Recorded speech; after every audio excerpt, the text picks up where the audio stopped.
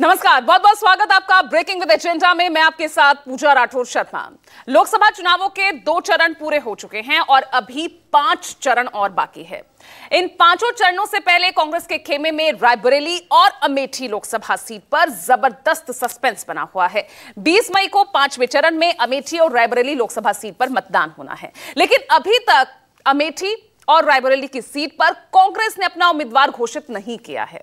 कई बार मीडिया में खबरें आई कि अमेठी से राहुल और कांग्रेस की परंपरागत दूसरी सीट यानी रायबरेली से प्रियंका गांधी लड़ सकती हैं।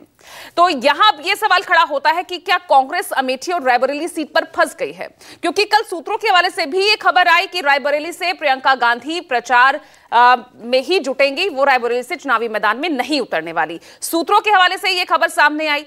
तो अब ऐसे में इन 2 सीटों ने किस तरह से कांग्रेस को फंसा रखा है, आज इसी पर हमारी चर्चा होगी, क्योंकि 80 का मिशन है और ऐसे में 400 पार का नारा देने वाली सामने है भाजपा।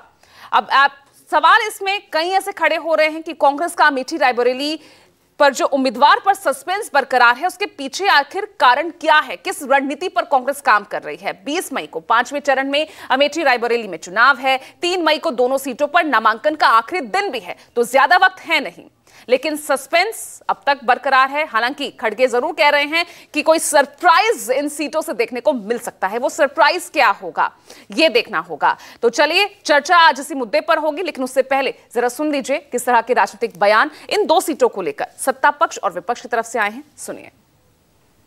देखिए, मुझे मालूम नहीं है मीडिया से दिखा रहा है वो सच है या नहीं, लड़ेंगे या नहीं लड़ेंगे वो भी मुझे मालूम नहीं है, मगर मेरा मानना है कि इतना कंफ्यूजन रखना ही उनको आत्मविश्वास नहीं है वो दिखाता है। उत्तर प्रदेश में जिस प्रकार की आज स्थिति बनी है, वो अपनी परंपरागत सीटें छोड़कर भागे हैं। मैं नहीं मानता वो लड़ने की हिम्मत कर पाए।